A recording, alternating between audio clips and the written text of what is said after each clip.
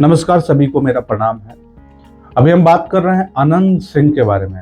जी हाँ, उसी अनंत सिंह की मैं बात कर रहा हूँ जिसे बिहार में या फिर देश में छोटे सरकार के नाम से भी जाना जाता है। ये छोटे सरकार की जो संज्ञा है अपने आप में एक बहुत बड़ी बात होती है, एक बहुत बड़ी उपलब्धि भी होती है। आमतौर पर देखा जाता है कि अनंत सिंह को, चाहे वो मीडिया कर्मी हो या फिर विपक्ष के लोग हो, उन्हें बाहुबली की संज्ञा देते हैं, बाहुबली कहते हैं। अब मेरा सवाल ये है कि अनंत सिंह को हम बाहुबली कहें या फिर जनसेवक कहें।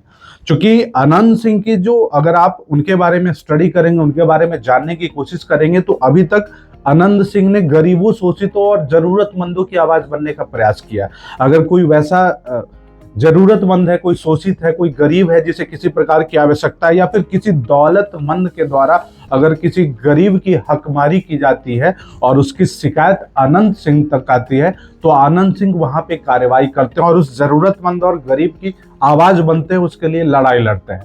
और शायद इसी कर्म को मीडिया वालों ने और कुछ लोगों ने बाहुबल का नाम दिया है, जो अनंत सिंह करते आ रहे हैं। चलिए हम आज बात करते हैं अनंत सिंह के बारे में, चूंकि अनंत सिंह एक ऐसा चेहरा बन चुके हैं आज के डेट में बिहार में, खास करके बिहार में जब विधानसभा चुनाव है।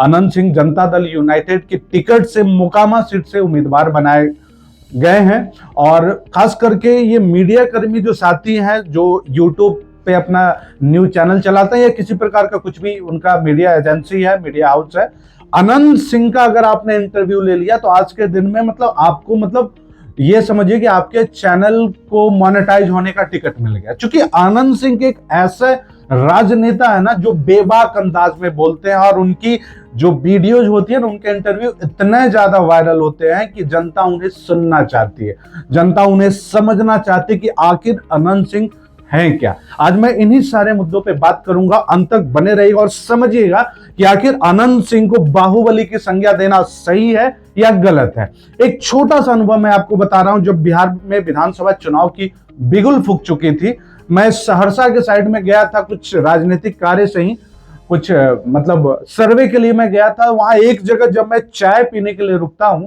तो वहां चाय का जो दुकान था, वहां पे एक बुजुर्ग बैठे थे। उनसे जब हमने हाल चाल जानने की कोशिश की कि यहाँ इस क्षेत्र में क्या चल रहा है और बिहार में राजनीति की क्या माहौल है, तो उन्होंने कहा कि भैया कोई और क्षेत्र तो हम ना बताएबो, लेकिन जो मोकामा है ना, मोकामा से छोटे सरकार के अनंत सिंह के हरावे वाला कोई पैदा ना ले गए। हमने उनसे सवाल पूछा कि ऐसा कॉन्फिडेंस के साथ आप क्यों कह रहे हैं। तो उन्होंने कहा कि भैया मोकामा में हमारे बहुत रिश्तेदार रहा थी, और मोकामा के बारे में ऐसा कहल जा है कि अगर रात में 8 बजे या 9 बजे भी सड़क किनारे भी कुछ फेंक देवा ना, तो कोई के हिम्मत ना है कि ओकरा उठा लेते या कोई चुरा लेते।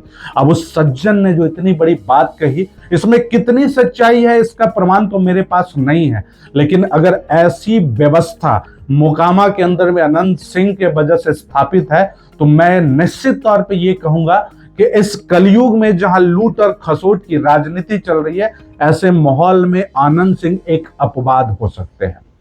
देखिए, आपने अनंत सिंह को अब तक ये देखा होगा कि एकदम बेबाक अंदाज में बोलने वाले नेता, जो किसी चीज की फिक्र नहीं करते, कोई डर नहीं कि पार्टी से क्या आदेश होगा या पार्टी के जो उच्चाधिकार हैं उन पर लगाम लगाएंगे, कितना बोलना है, क्या बोलना है। अनंत सिंह एकमात्र ऐसे राजनेता हैं जो हर मंच पे जनता पे और कैमरे के सामने कहते हैं कि वो पढ़े लिखे नहीं हैं। कई बार पत्रकारों ने उनसे सवाल किया कि क्या मुख्यमंत्री बनना चाहते हैं। इसमें बेबाक अंदाज में अनंत सिंह ने कहा कि हम तो स्कूल भी नहीं गए, हम पढ़े लिखे नहीं हैं, हम मुख्यमंत्री कैसे बनेंगे, और अगर मुख्यमंत्री बन भी गए तो हम कैसे बिहार चलाएंगे। अब आप समझ जाइए कि इतना बेबाक अंदाज में अपनी कमियों को कैमरे के सामने बताना, अपनी पत्नी को खचड़ी बोलना और अपने कार्यकर्ताओं पे अपशब्द कहना, लाओ रे सिगरेटवा, इन सब बातों के वजह से ही आनंद सिंह एक बेबाक नेता, एक बेबाक अंदाज वाले नेता कहे जाते हैं। और शायद यही वजह है कि जितने भी यूट्यूबर हैं अनंत सिंह का इंटरव्यू लेने के लिए होड़ मचाए रहते हैं, क्योंकि अनंत सिंह की हर बातें मतदाताओं और लोगों और दर्शकों के कानों में घर कर जाती है। जनता के सामने और कैमरे के सामने बोलने का जो साहस है ना, ये छोटे सरकार में है, ये अनंत सिंह में है। और देखिए, मैं बताता हूं कि वैसे तो बिहार में ना अनपढ़ और इलिटरेट नेताओं की भरमार है। आप आईटी मिनिस्टर से लेकर के डिप्टी सीएम, एक्स सीएम या फिर कैबिनेट की और भी किसी मंत्री की बात कर ले या फिर सेंट्रल मिनिस्टर की बात कर ले, कई लोग कोई 7वीं पास हैं, कोई 9वीं पास है, कोई 11वीं पास है, कोई 7वीं भी फेल है, लेकिन सब में होड़ मची है कि किसी को मुख्यमंत्री बनना है, किसी को उप मुख्यमंत्री बनना है, किसी को वित्त मंत्री बनना है, किसी को आईटी मिनिस्टर बनना है या किसी को किसी मंत्रालय का पद संभालना है। लेकिन आनंद सिंह ने कभी भी खुद के मंत्री पद ग्रहण करने की अभिलाषा नहीं जताई और शायद यही वजह है कि आनंद सिंह आज छोटे सरकार के नाम से जाने जाते हैं। कुछ लोग कहते हैं कि आनंद सिंह का उनके ही क्षेत्र मोकामा में विरोध किया जाता है, जैसे कुछ लोग सोनू मोनू का नाम लेते हैं।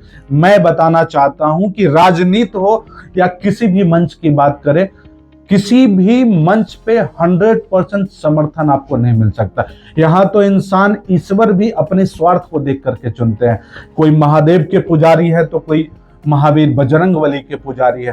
तो आप ये कैसे मान सकते हैं कि 100% लोग आपसे सहमत हो सकते हैं? यही तो लोकतांत्रिक व्यवस्था की खासियत भी है कि यहाँ आप किससे लोगों को परेशानी है, कुछ लोग आपके विरोध में भी आएंगे और कुछ लोग आपके समर्थन में भी आएंगे।